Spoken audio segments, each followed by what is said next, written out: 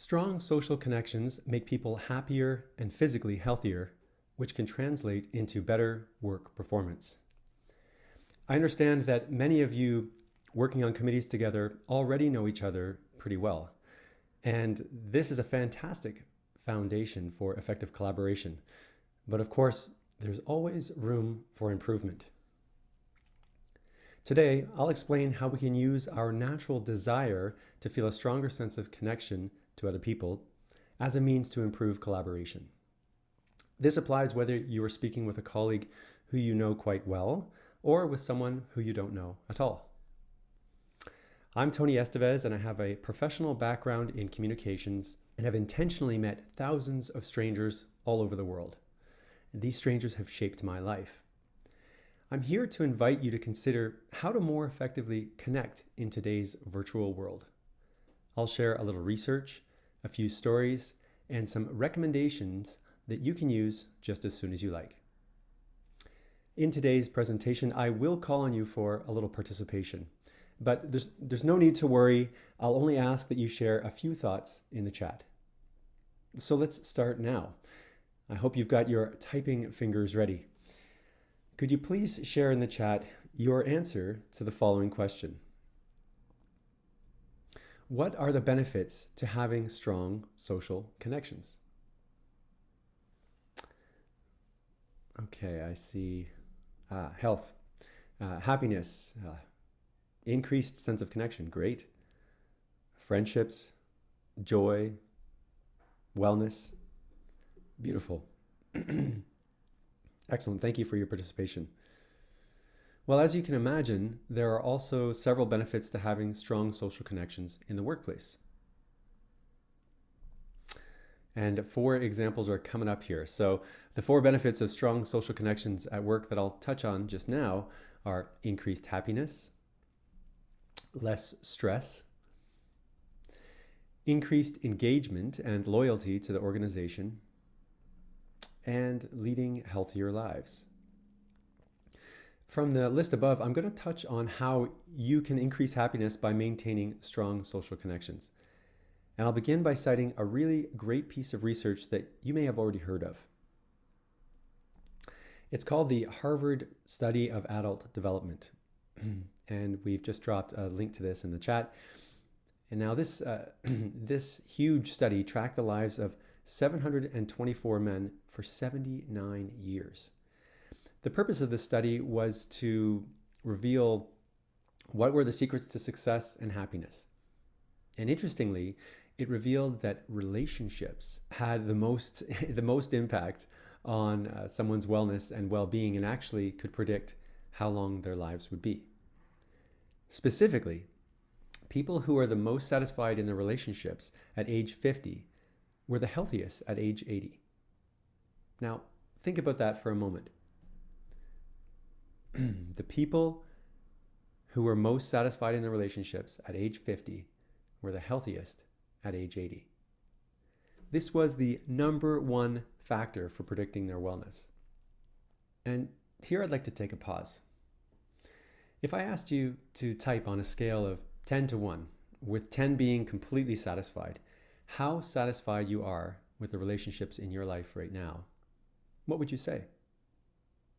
Now, only if you're comfortable, please go ahead and type a number into the chat, how satisfied you are with the relationships in your life right now. And I see some numbers coming through already. There's a 2 9s, an 8, a bunch more 8s, great. Oh, we've got a 10, congratulations. A 7, some more 8s, lots of 8s. Well, it seems this audience is very satisfied with their relationships right now, great. Now, even if you didn't actually type that number into the chat, that's totally fine, of course. I invite you to keep that number in mind as we'll revisit it later, how satisfied you are with the relationships in your life right now. When thinking about how to improve anything, it's helpful to measure where you are at the time. Super. Interestingly, I encourage you to remember as well that based on the research, a higher number midlife can literally extend your life. We have dropped a link to that article in the chat, so go ahead and explore that resource. And inside that article, there's a link to the TED Talk by Robert Waldinger, who is the latest director of the study. Now, of course, we don't need to rely on research to know and to feel that social relationships are one of the most, if not the most, missed aspects from working from home. People need people. We are biologically wired to make connections with other humans as a part of our survival. Furthermore, when you allow yourself to connect with other people, the most incredible opportunities can come your way.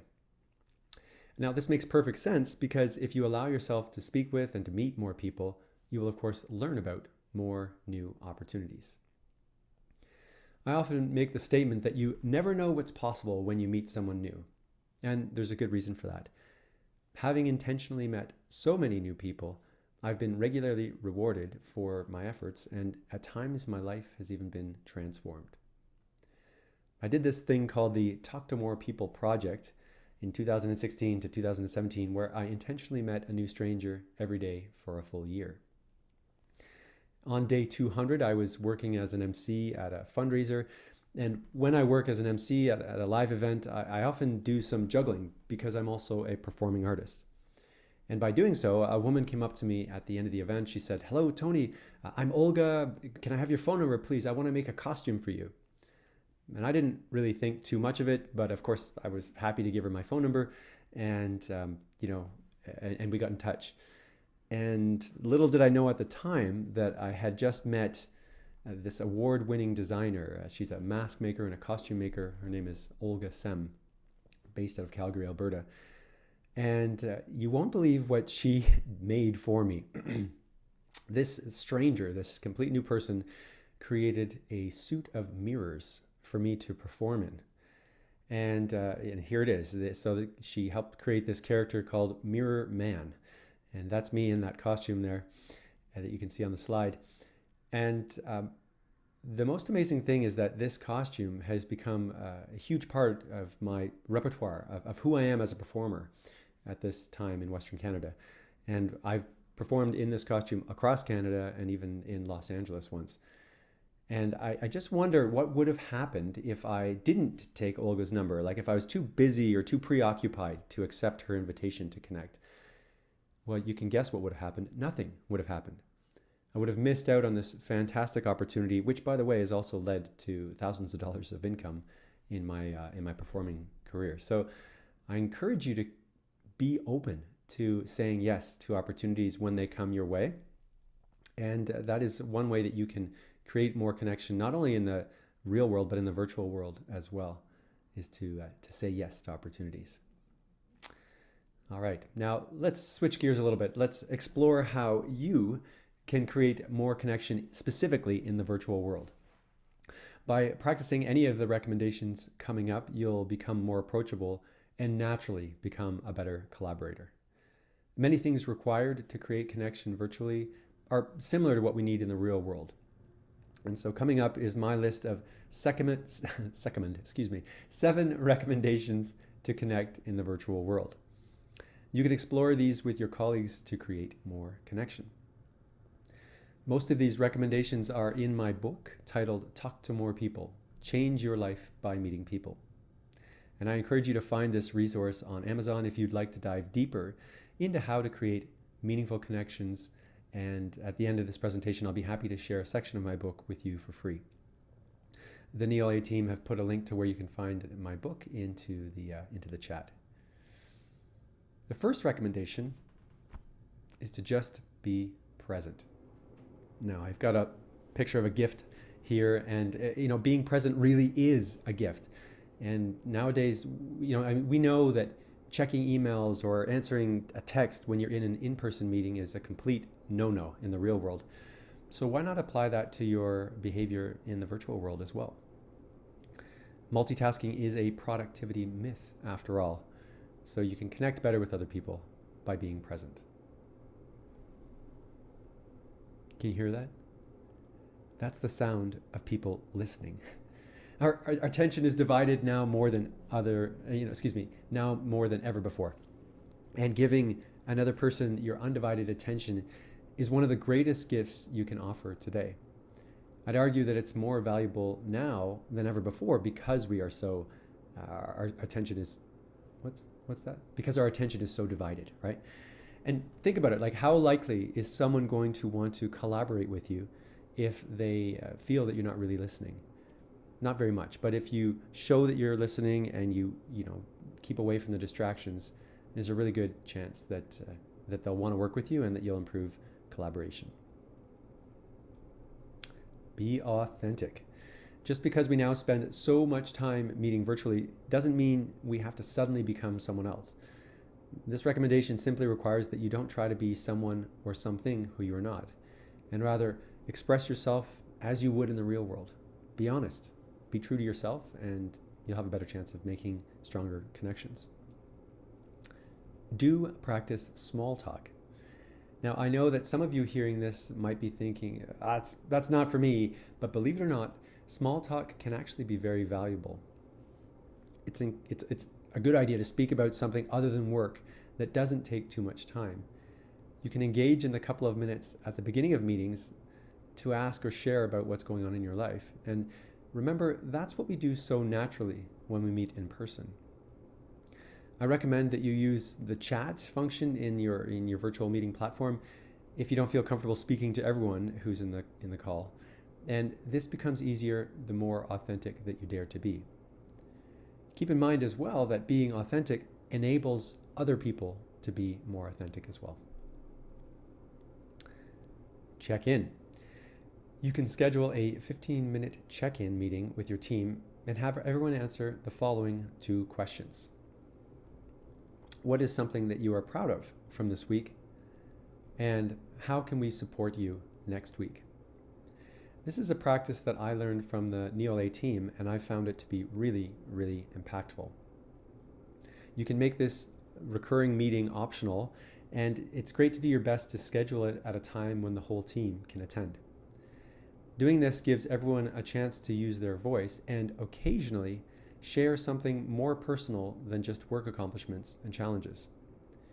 When we learn something about our colleagues outside of work, we naturally feel more connected to them.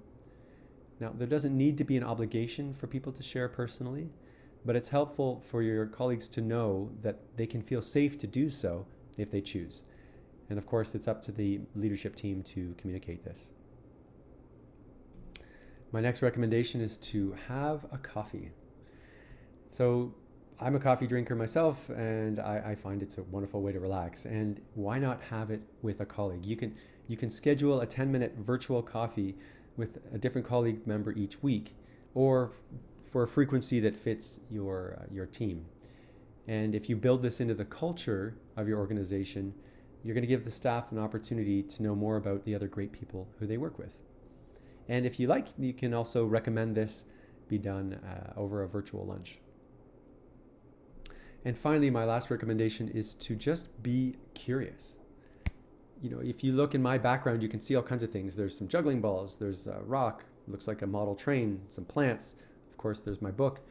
And by being curious about what's in people's backgrounds, you can be the person to make that small talk happen, right? You can ask questions about what's going on because people are typically sharing some of their personal story with you, knowingly or unknowingly, by having certain things in their background.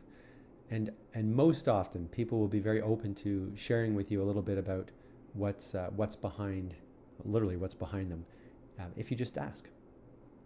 By practicing any of the above recommendations, you'll create more opportunities for people to connect with you.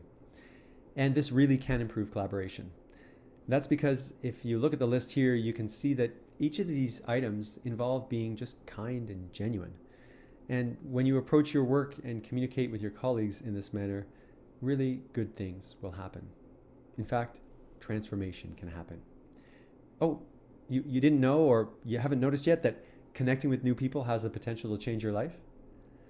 Well, it is very good to get to know people who you don't know so well.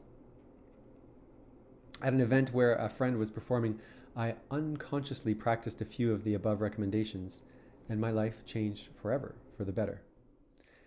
Let me skip to 10 months into the Talk to More People project. On the 305th day in a row of meeting a new stranger every day, I met a person at an event outside of Calgary. And this event was like a house concert sort of potluck.